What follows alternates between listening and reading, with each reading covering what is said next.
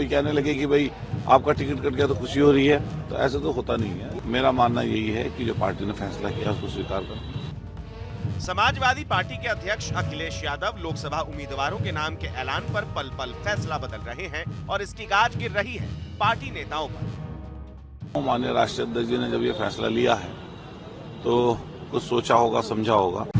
UP में चुनावी summer तेज हो रहा है और समाजवादी पार्टी लोकसभा सीटों पर घोषित उम्मीदवारों को लगातार बदलती जा रही है।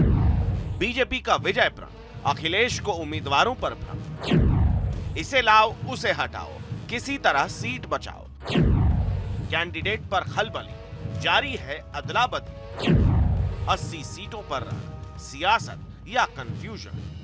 मेरठ सबसे ताजा नजीर है जहां अखिलेश यादव ने 3-3 उम्मीदवार बदल डाले।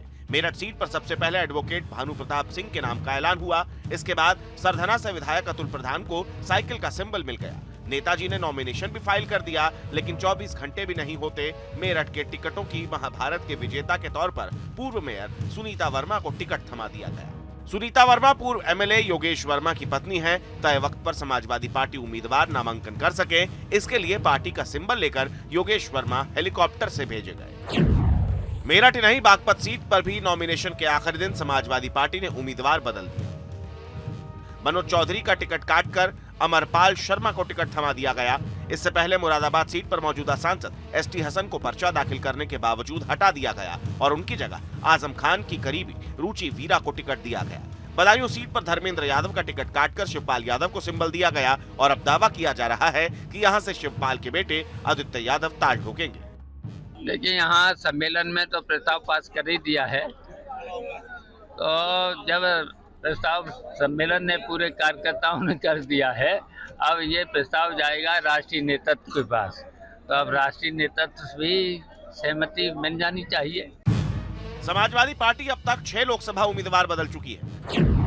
गौतम बुद्ध नगर से महेंद्र नागर के ऐलान के बाद फिर गौतम अवाना को टिकट दिया गया। मिश्रिक से मनोज राजवंशी की जगह संगीता राजवंशी को टिकट दिया गया।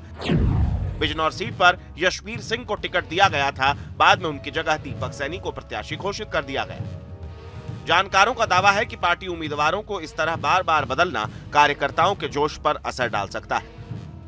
आखिर प्रत्याशियों को लेकर सपा असमंजस में क्यों दिख रही है? क्योंकि 3 बार मेरठ से, चूंकि आप वहां से प्रत्याशी थे। पार्टी के फैसले की तरफ से पार्टी ने जो फैसला किया, हम उस फैसले के साथ। एक सीट की बात नहीं है, नोएडा हो गया, रामपुर, मुरादाबाद, इन सीटों पर थोड़ा सा मतलब मैं उन चीजों पर इसलिए नहीं बोलना चाहता कि पार्टी की रणनीति के तहत कुछ हुआ होगा। कार्यकर्ताओं के मनोबल पर असर पड़ता है। अब कार्यकर्ताओं के मनोबल पर पार्टी नेतृत्व मैंने अपनी बात से अवगत कराया उन्हें, और मुझे लगता है कि आने वाले समय पर कई बदलाव आपको नजर आएंगे। समाजवादी पार्टी की तरफ से जो भी दावे किए जा रहे हैं, सवाल उठ रहे हैं कि आखिर अखिलेश यादव बार बार प्रत्याशी क्यों बदल रहे हैं? क्या यह किसी रणनीति का हिस्सा है? क्या बार बार प्रत्याशी बदलने की वजह गुटबाजी है, या फिर समाजवादी पार्टी को लोकसभा सीटों पर मजबूत उम्मीदवार नहीं मिल पा रहा है, या अखिलेश यादव कंफ्यूज है?